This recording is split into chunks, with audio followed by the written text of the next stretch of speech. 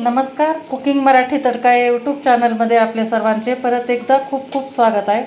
आज आपण मिश्र डाळीमध्ये शेवग्याची शेंग करणार आहे। तर याच्यामध्ये मी मूग डाळ घेतलेली आहे, तूर डाळ घेतली, मसूर आणि चणा डाळ घेतलेली आहे। सगळं मिळून 1 वाटी आहे। तर ह्याला आपण स्वच्छ 2 पाण्याने धुवून घेते। छान 2 पाण्याने धुवून घेतल्यानंतर आपण याच्यामध्ये हळद टाकणार आहे, थोडीशी उभी, आणि पाव चमचा, आणि नंतर थोडंसं तेल टाकणार आहे।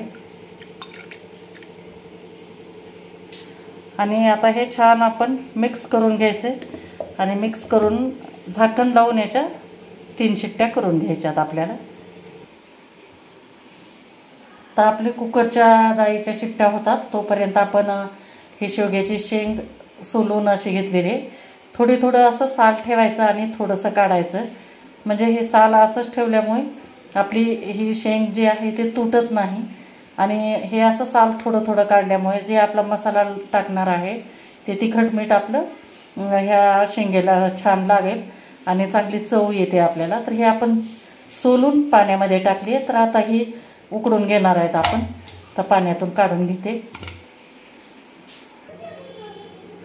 ते 1 ग्लास पाणी टाकून घेऊ आपण। याच्यात शेंगा बुडतील इतपत आपल्याला पाणी टाकायचं आणि याच्यामध्ये पण आपल्याला थोडीशी चिमूटभर हळद टाकायची आणि शेंगाला जरा मीठ लागण्यासाठी म्हणून थोडंसं आपल्याला मीठ पण टाकायचं आहे।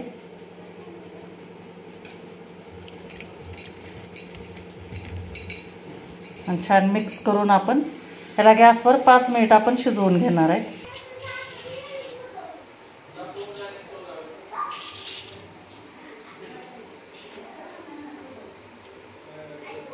कुकरच्या शिट्ट्या पण झालेल्या आहेत आपल्या। आता बघू आपण।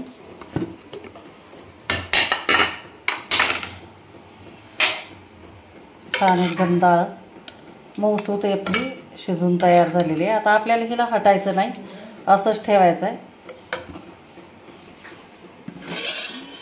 आणि इकडे ही आपली शेंग पण छान आपली शिजून तयार झालेली आहे। जास्त आपल्याला शिजवायची नाही, थोडीशी कच्चीच ठेवायची आहे, म्हणजे 80% शिजवायची आहे। तर ही शिजून तयार झाले। आपल्याला हे पाणी आता रश्श्यासाठी वापरायचं आहे, टाकून द्यायचं नाही। थोडंसं आपण याच्यात गरम पाणी टाकून घेणार आहे। 1 ग्लास टाकलेला आहे, म्हणजे थोडंसं पातळ करायचं आहे आपल्याला। पित्ताचा वगैरे त्रास असणाऱ्यासाठी असं मिश्र डाळीचं तुम्ही वरण करू शकता किंवा अशा भाज्या पण करू शकता। अतिशय सोपी आणि कमी साहित्यामध्ये होणारी अशी ही आपली शेंगाची भाजी आहे। तर इकडं पातेल्यामध्ये मी 2 चमचे तेल टाकलेलं आहे। तेल छान गरम होऊ देते। तेल गरम झाल्यानंतर आपल्याला याच्यामध्ये मोहरी टाकायची आहे, थोडीशी मोहरी छान आपल्याला फुलू द्यायची एकदम। आणि तितकेच आपल्याला जिरे पण टाकायचे आहे। हे बघा, जिरे पण छान फुलल्यानंतर आपल्याला चिमूटभर हिंग टाकायचं आहे। आणि याच्यानंतर आपण आलं आणि थोडंसं लसूण ठेचून घेतलेलं आहे मी, तो टाकून घेऊ आपण।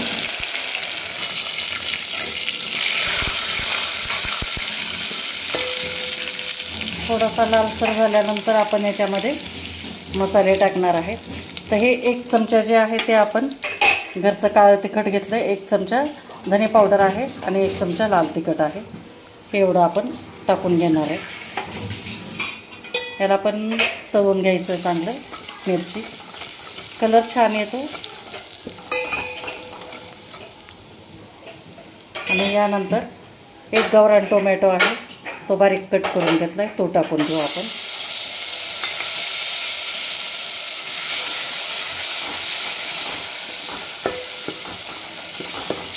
थोडंसं मीठ टाकते, चवीप्रमाणे मीठ टाका। आपण शेंग शिजवते वेळेस पण थोडंसं टाकलेलं होतं, आत्ताही टाकलं। आणि छान टोमॅटो आपले नरम होऊ द्यायचे।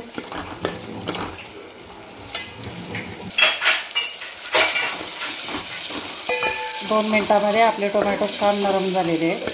आता याच्यामध्ये आपल्याला शेंग टाकायचे, शेवग्याची शेंग, जे की आपण थोडीशी उकडून घेतली होती ती.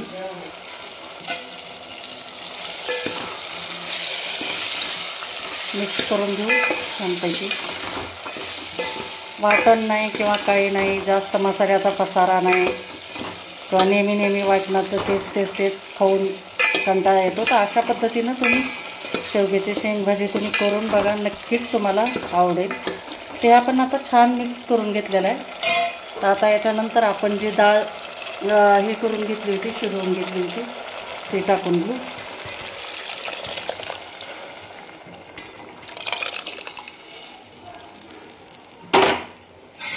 मस्त.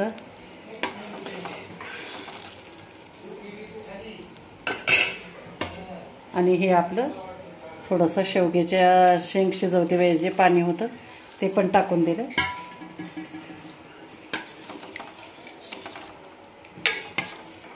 बस आता याला फक्त एक उकळी येऊ द्यायची. झाली आपली भाजी, तयारच झालेली आहे.